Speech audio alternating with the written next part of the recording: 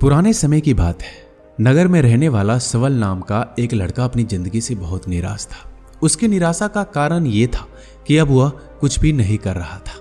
उसके माँ बाप उसे ताने मारते कि तेरे सारे मित्र कुछ ना कुछ कर रहे हैं, लेकिन तू अभी भी घर में बैठा हुआ है। मित्रों के बीच भी अक्सर उसका मजाक ही बनता।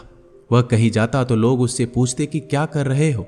उसे ये बताने में बड़ी शर्म आती कि अभी वह कुछ भी नहीं कर रहा है। धीरे धीरे उसने रिश्तेदारों के यहाँ जाना और लोगों से मिलना जुलना कम कर दिया। वह ज्यादातर समय अपने घर में ही बैठा रहता। वह अकेले में रोता, भगवान को कोसता और अपनी किस्मत को दोष देता। अब उसे अपनी जिंदगी बोझ सी लगने लगी थी। कभी कभी वह सोचता कि जब वो कुछ करने के लायक ही नहीं है तो फिर उसे जिंदा रहने का क्या फायदा, उसे तो मर जाना चाहिए। एक दिन वो अपने नगर की एक सड़क से गुजर रहा था। तभी उसने देखा कि एक गुरु दुख के ऊपर प्रवचन दे रहे हैं। वह भी उस भीड़ में जाकर बैठ गया और गुरु के प्रवचन सुनने लगा।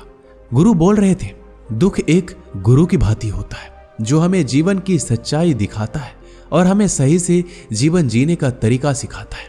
आप चाहे तो अपने दुख रूपी गुरु से जीवन जीना भी सीख सकते हैं और चाहे तो उस दुख में डूबकर बैठकर रो भी सकते हैं। सवल भी गुरु की ये सारी बातें ध्यान से सुन रहा था, लेकिन उसे गुरु की ये बातें सही नहीं लगी। उसने खड़े होकर कहा, दुख कुछ भी सिखाकर नहीं जाता, सिर्फ पीड़ा देकर जाता है। दुख की पीड़ा अनंत होती है। ऐसा लगता है इसके बाद कुछ भी नहीं होने वाला, कुछ भी नहीं मिलने वाला। मृत्यु भी उसके सामने छोटी लगने लगती है। गुरु ने कहा, आखिर क्या दुख है तुम्हें? सवल ने अपना सारा दुख गुरु के समक्ष कह सुनाया और पूछा, क्या आपके पास मेरे इस दुख का कोई समाधान है? यह सुनकर गुरु मुस्कुराए और बोले, जिस दिन तुम्हारे जीवन में सच्चा दुख आएगा उस दिन मेरे पास आना, मैं तुम्हारे दुख का समाधान अवश्य करूंगा। इतना कहकर गुरु वहां से चले गए। सवल ने सोचा, क्या मेरा दुख सच्चा नहीं है? क्या जिस दुख से मैं गुजर रहा हूं वह झूठा है? कोई भी मेरे दुख को नहीं समझता। जब माँ बाप ही नहीं समझ पाए तो गुरु क्या समझेंगे? अपने दुखों से परेशान होकर सवल ने एक निर्णय लिया कि अब वह कुछ करके दिखाएगा। उसने एक छोटा सा व्यापार शुरू किया, लेकिन उसमें सफलता नहीं मिल रही थी। लेकिन उसके घरवाले खुश थे कि वह कुछ तो प्रयास कर रहा है। वह अपने व्यापार में जुटा रहा और धीरे धीरे सफलता भी मिलने लगी। फिर उसने रफ्तार पकड़ ली। सिर्फ 3 साल के अंदर ही वह एक बड़ा व्यापारी बन गया। अब सवल के चारों तरफ ऐसे बहुत से लोग थे जो उसकी चिंता करते थे, उसे पसंद करते थे, उसके काम की प्रशंसा करते थे। अब उसके घरवाले भी उसकी प्रशंसा करते थकते नहीं थे। दिन प्रतिदिन उसके मित्रों की संख्या बढ़ती जा रही थी। अब वो अपनी जिंदगी से बहुत खुश था। उसके कुछ मित्रों ने उसे सलाह दी कि जब तुम बड़े व्यापारी बनकर इतना खुश हो तो सोचो, अगर तुम इस नगर के, इस राज्य के सबसे बड़े व्यापारी बन जाओगे तो तुम्हारे पास कितना सुख होगा, कितने लोग तुमसे जुड़ना चाहेंगे, तुम्हारा कितना यश फैलेगा। स्वयं राजा भी तुमसे मित्रता करना चाहेंगे और जरूरत पड़ने पर तुमसे ही धन उधार लेंगे। मित्रों की यह बात सवल के मन में घर कर गई। अब उसने और भी धन कमाने का प्रयास शुरू कर दिया, लेकिन उसे यह सब अब जल्दी चाहिए था। वह सब कुछ प्राप्त करने में अपना ज्यादा समय बर्बाद नहीं करना चाहता था, इसलिए उसने ऐसे भी कार्य करने शुरू कर दिए जो उचित नहीं थे। उसने बड़ी मात्रा में अपने मित्रों से उधार लेना शुरू कर दिया। ज्यादा मुनाफा कमाने के लालच में अपने सामान में मिलावट करने लगा। उसने दूसरे व्यापारियों के खिलाफ षड्यंत्र भी रचे। उसने डराया, धमकाया। जैसा जैसा उसका मित्र कहते गए वही करता गया। वह इन तरीकों से ज्यादा धन तो कमा रहा था, लेकिन अब उसके जीवन में सुकून नहीं था। उसके मन की शांति गायब हो गई थी। उसे रातों में नींद नहीं आती थी। वह किसी उधेड़ बुन में लगा रहता था। सुख साधन की सारी वस्तुएं होने के बाद भी उसे किसी में सुख नहीं मिल रहा था। एक दिन सबल अपनी बग्गी में सवार होकर कहीं जा रहा था। तभी रास्ते में उसे गुरु का आश्रम दिखा। वह रुक गया। वह गुरु के पास जाकर बोला, गुरुदेव, आपने कहा था जब तुम्हारे जीवन में सच्चा दुख आए तब मेरे पास आना। मैं अब बहुत ही दुखी हूं। मेरे रातों की नींद गायब हो गई है। मुझे कहीं सुकून नहीं मिल रहा। इस तरीके से सबल ने अपनी सारी समस्या गुरु के सामने कह सुनाई। गुरु ने कहा, जब तुम मुझसे पहली बार मिले थे तब भी तुम किसी दुख में थे। तुमने उस दुख से क्या सीखा? सबल ने कहा, मैंने सीखा कि सिर्फ सोचने और चिंता करने से कुछ नहीं होता। अपनी सोच को सच करने के लिए कर्म करना पड़ता है, और सिर्फ कर्म करने से भी कुछ नहीं होता। अपने कर्म को अंतिम पड़ाव तक ले जाना भी आवश्यक होता है। चाहे रास्ते में कितनी मुश्किलें आए, मन कितना ही निराश हो, कितना ही लगे कि अब आगे कुछ नहीं होने वाला है, तब भी ये मानकर चलो कि मैं जो कर रहा हूं उसमें मैं अवश्य सफल हूंगा। लोग सिर्फ सफल व्यक्ति को सम्मान देते हैं, फिर चाहे कोई कितना अच्छा क्यों ना हो, वह लोगों की नजरों में बोझ ही होता है। यह सब सुनकर गुरु मुस्कुराए और बोले, यह असली दुख नहीं है। जब तुम्हारे जीवन में असली दुख आए तब मेरे पास आना, मैं उसका समाधान अवश्य करूंगा। सवल ने जाते समय गुरु को सोने के सिक्कों से भरा एक घड़ा भेंट किया। घड़ा देखकर गुरु ने कहा, यह मेरे किसी काम का नहीं, इसे उस पेड़ के नीचे गड्ढा खोद कर दफना दो। सवल ने गुरु के कहे अनुसार घड़े को पेड़ के नीचे दफना दिया और वहां से चला गया। कुछ दिनों तक व्यापार अच्छी तरक्की कर रहा था, लेकिन गलत व्यापार की वजह से धीरे धीरे उस व्यापार में घाटा होने लगा। उसकी सारी धन संपदा धीरे धीरे खत्म होने लगी और एक दिन ऐसा आया जब उसके पास कुछ भी नहीं बचा और वह कर्जे से लद चुका था। लेकिन वह निश्चित था, क्योंकि उसने सारा कर्ज अपने मित्रों से ही लिया था। वो सोचता था कि उसके मित्र बुरे समय में उसका साथ देंगे, लेकिन ऐसा कुछ भी नहीं हुआ। बुरा समय आते ही मित्रों ने अपना उधार मांगना शुरू कर दिया। उधार वापस ना मिलने पर जान से मारने की धमकी भी दी। उसके चाहने वाले सब उससे दूर हो गए। उसके वो मित्र जो उसके साथ मौज मस्ती करते थे अब उससे दूर भागने लगे। उसके परिवार वाले उसके गलतियां और कमियां गिनाने लगे। उसकी सारी संपत्ति नीलाम हो गई, उसके पास कुछ भी नहीं बचा। उसने अपने पिता से सहायता मांगी तो पिता ने कहा, मेरे पास ये थोड़ी सी संपत्ति है, अगर मैं ये भी तुम्हें दे दूंगा तो मैं तुम्हारी माँ को कहाँ रखूंगा। ये संपत्ति हमारा आखिरी सहारा है। सबल के भीतर बहुत गहरा दुख था। उसके आसपास कोई नहीं था जो उसके दुख को समझ सके, उसे संभाल सके। लोगों से मिले इस धोखे और विश्वासघात की वजह से वह अंदर तक टूट गया। उसे लगने लगा कि अब जीने का क्या मतलब, अब तो मृत्यु ही एकमात्र सहारा है। वो आत्महत्या करने के लिए पहाड़ी की तरफ जा रहा था। तभी उसे याद आया कि गुरु ने कहा था, जब तुम्हारे जीवन में असली दुख आए तब मेरे पास आना। सबल गुरु के पास गया और अपना सारा दुखड़ा उन्हें सुनाया। आंखों में आंसू भरकर बोला, मेरे इस दुख का समाधान कीजिए गुरुदेव। गुरु ने कहा, जब तुम्हारे जीवन में असली दुख आए तब मेरे पास आना, मैं उनका समाधान अवश्य करूंगा। सबल ने कहा, क्या अभी जो मेरे जीवन में घट रहा है क्या वो दुख नहीं है? आखिर असली दुख होता क्या है? गुरु ने कहा, सबसे पहले तुम मुझे ये बताओ, इस दुख से क्या सीख मिला? सबल ने कहा, मैंने सीखा कि जो लोग हमारी सफलता, हमारी तरक्की की वजह से हमारे जीवन में आए हैं वो हमें धोखा अवश्य देंगे, क्योंकि बुरे समय में हमारे साथ खड़े नहीं होंगे। वह केवल अच्छे समय में हमारा फायदा उठाएंगे और बुरे समय में छोड़कर चले जाएंगे। भरोसा केवल उन्हीं लोगों पर करना चाहिए जो हमारे बुरे समय में, असफलता के समय में हमारे साथ खड़े रहते हैं। लेकिन ऐसे लोग बहुत ही कम होते हैं, पर जिसके पास होते हैं उनकी कद्र करनी चाहिए, उनका अपमान नहीं करना चाहिए। मैंने ये भी सीखा कि कभी किसी के खिलाफ षड्यंत्र नहीं रचना चाहिए, ईमानदारी और धैर्य के साथ काम करना चाहिए और कभी लालच नहीं करना चाहिए। अपना सारा दुख और अनुभव बताने के बाद सबल आंखों में आंसू भरकर गुरु के सामने बैठा रहा। थोड़ी देर बाद गुरु उठे और उस पेड़ के नीचे गड्ढा खोदकर वह घड़ा बाहर निकाला जो सोने के सिक्कों से भरा हुआ था और उसे सबल को दे दिया और कहा, तुम्हारे जीवन में असली दुख आए तब मेरे पास आना। सबल ने गुरु को धन्यवाद दिया और प्रणाम कर कर वहां से चला गया।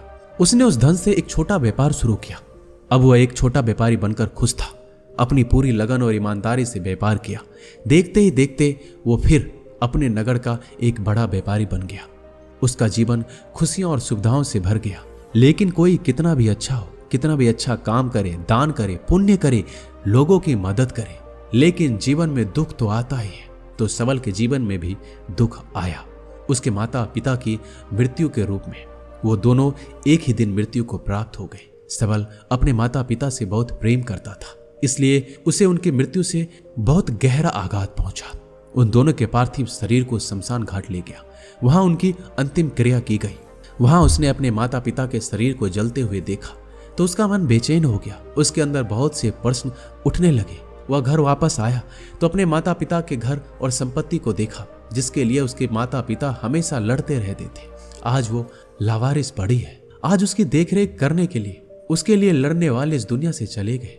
उसके पिता ने जो भी कमाया था, जो भी बनाया था, सब कुछ यहीं रह गया था।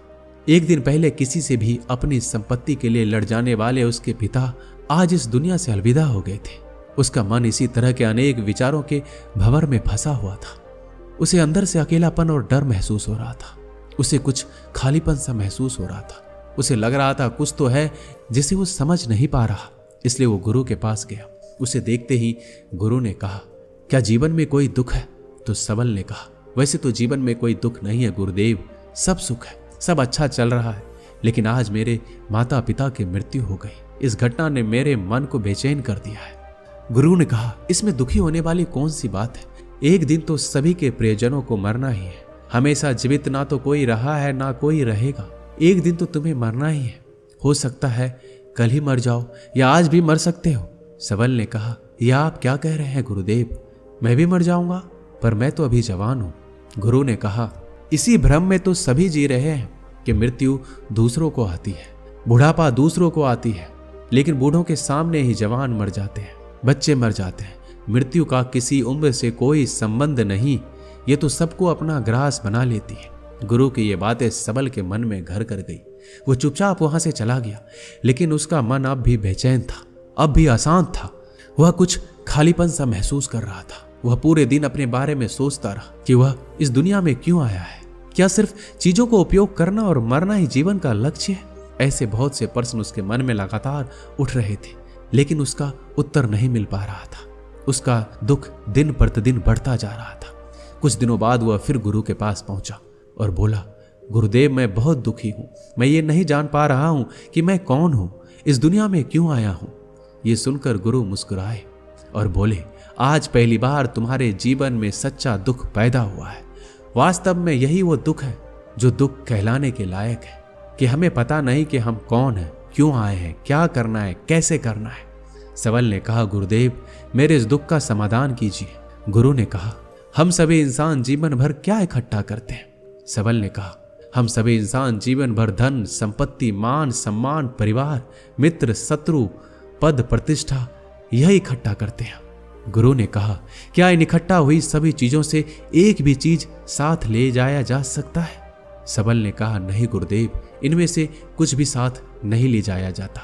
मेरे माता पिता के साथ कुछ नहीं गया, सब कुछ यहीं छूट गया है, परिवार, संपत्ति, सब कुछ। तो गुरु ने कहा, अब मेरी बातों को ध्यान से सुनना। इस दुनिया में हमें जो इकट्ठा करना है वो हम इकट्ठा करते नहीं। चीजें जो हमारे सामने होती है लेकिन हम उन्हें देखने का प्रयास नहीं करते। इस दुनिया में हमें जिस चीज को इकट्ठा करना है वो हम खुद हैं।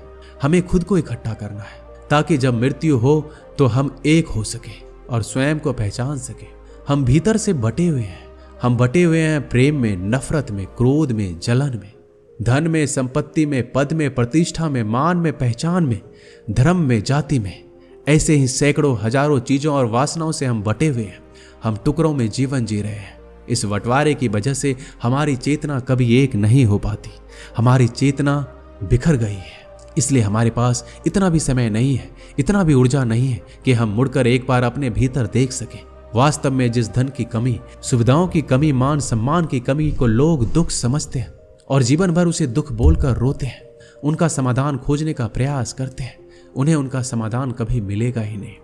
क्योंकि जिन्हें लोग दुख कहते हैं वो असली दुख है ही नहीं, वो तो सिर्फ इंसान की चाहत है, उसकी इच्छा है जिसकी पूर्ति कभी नहीं की जा सकती। इसलिए यहाँ व्यक्ति को ऐसे दुखों का कभी समाधान मिलता ही नहीं। इसलिए इन सब के ऊपर अगर अपने दुखों का परम समाधान चाहिए तो सबसे पहले अपने आप को इकट्ठा करो, अपने ऊर्जा को इस संसार से वापस खींचो और एकत्रित करो। अपने ऊपर ध्यान दो, खुद पर ध्यान लगाओ, पहले अपने आप को पहचान लो। ऐसे ही बिखरते हुए मत चलो। सबल ने कहा, क्या गुरुदेव हमें ये संसार छोड़ देना चाहिए? अपने सभी इच्छाओं को मार देना चाहिए? किसी से प्रेम नहीं करना चाहिए? धन संपत्ति इकट्ठा नहीं करना चाहिए? मान सम्मान की आशा छोड़ देनी चाहिए?